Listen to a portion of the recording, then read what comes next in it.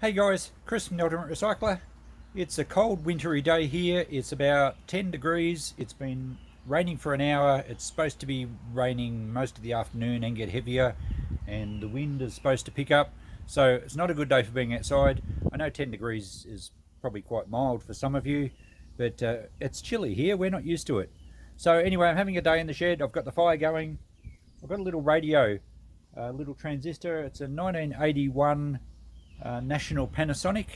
It turned up in the e-waste. It looks in pretty good order, and I did try some batteries in it, and I think it's got a bit of a fault. Let's see if we can fix it so that it doesn't have to be thrown into the waste stream, and I should be able to sell it in my shop if we can fix it. Let's go and have a look. Now, a lot of people discard products into the e-waste either because they have a fault or they don't want to have to they've upgraded, they don't want to have to deal with the old one anymore, and the easiest thing just is to throw it out. Sometimes they're actually in perfectly good condition, but other times they have a fault, and I would always prefer to bring them back into circulation, keep that circular economy going. It's always much better to try and reuse these things, and if I can have them going and fix them and sell them through my shop, well, it's good for me, and it's good for the item. It's good for the waste situation on the planet, and it's good for someone that wants to use it still or collect it. Now, these ones, as I said, are about 1981. It's probably one of the earlier FM radios. Most of the radios, little transistor radios from the 70s, were just AM only or medium wave. But this one's old enough now to possibly have a bit of a collectability about it. But even so, if we can get it to go, someone might use it. So the first thing I do when I get them is just make sure they're not physically damaged. This one clearly looks pretty good. And the immediate go-to place is the battery compartment, because quite often they have old batteries in there and they corrode badly. This one's pretty clean. So I did test it, and we'll put batteries in again now, and we'll see what it does. I think this one also had provisions for a auxiliary power supply. Yeah, no earphone. No, it doesn't. So it's only a battery radio. And these are your AAA sort, and these ones I've rescued out of old remote controls that were thrown into the e-waste. They quite often have very good batteries in them, so I rarely find myself in a situation where I have to buy batteries. Okay, so it's got those in there. The battery clip isn't broken or anything, so it's in pretty good cosmetic condition. Let's see what happens when we turn it on. Okay, we've got some hissing from the FM. AM appears to work. We'll go back to FM. Now, to get a station, I'll probably need to put the antenna up, but we'll just have the hiss for now. And what I noticed is that there's something playing up inside. I'll turn the volume back down. That it comes on and then goes off with some pressure on the case. Now, you can hear that every time I press, we get the static. Now, I don't think it's a battery power supply problem, because if we do go to a station, if I tune something in here, there we go. Now, we can see that that's intermittent. But when I press the casing, it's still actually playing. It's just very soft.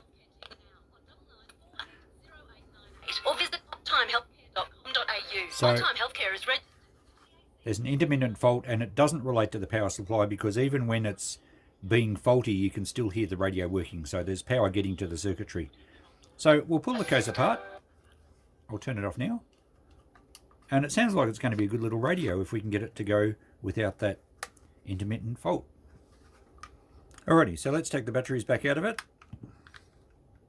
and we'll pull the back cover off it. We have some Phillips head screws. Looks like only two. Oh no, we've got one more screw hiding behind the antenna. Oh, in fact, there's two. There's one up the top there. Okay, let's get into the casing gently.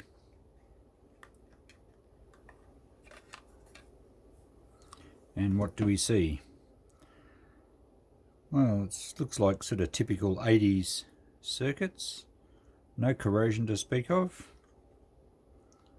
Little capacitor there. The circuit board looks like it's basically just sitting in there. That screw holds the bracket for the antenna. But we'll need to get the circuitry out. I suspect it's either got a cracked solder joint or something might be shorting somewhere. We'll take the circuit board out and we'll have a look at the other side. Alright, so there's only the one screw holding the circuit board in. And we can see it's actually got a dial string, so I won't want to muck that up. There's an IC chip in there, so it's a bit more modern than your standard transistor radio. Wonder if the speaker wires were shorting somewhere. Now, before I unsolder any wires or anything, I've put the batteries back in so that I can power it up and just see if we can identify where the area is that's introducing this problem. So we should be able to just turn it on now. And I'll find a station without music. Australia, the Perth Concert Hall. Okay, now I'm just going to, I'll turn it down a little bit. So that's actually performing well now. So we'll just see if we can actually get the thing to play up while it's like this. Seems more stable now.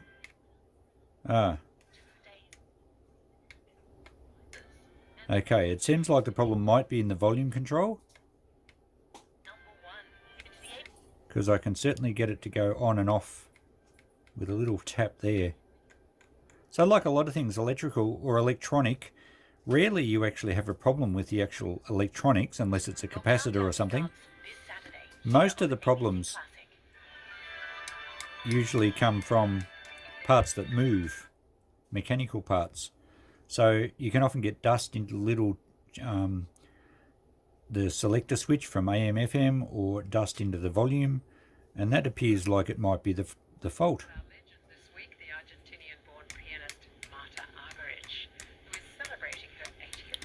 Alright, it's working okay there now.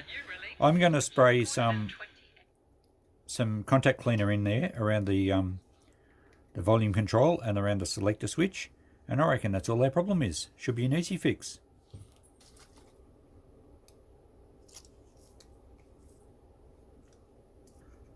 And we'll work the switch back and forward a bit.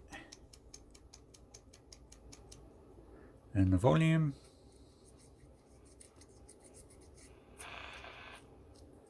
And already it's sounding like it's not going to click in and out like it was before.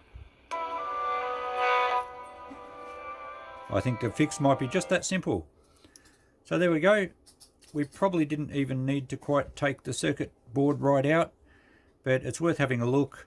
I can't see any corrosion issues as I've mentioned. There's no damage to the case.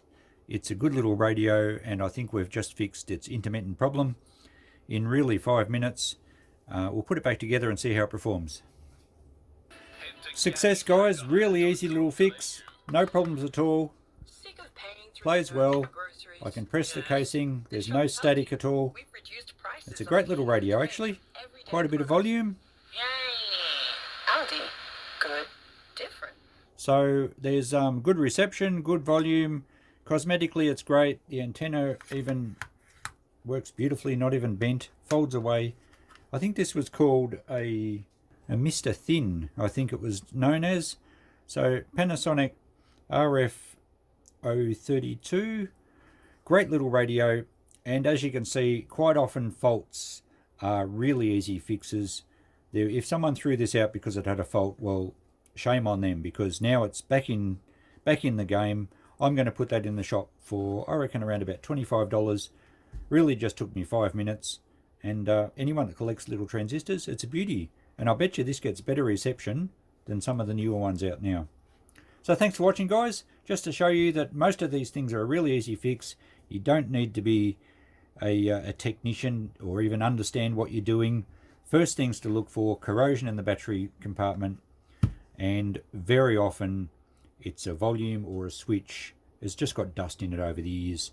Usually the electronic circuitry is going to be fine. So I hope that encourages you to have a go at your own repairs. But that's a nice little radio. If I collected transistors, it'd be on my shelf, but I can't collect everything. I'll put it in the shop tomorrow. Thanks for watching, guys. We'll catch you in the next video. Bye.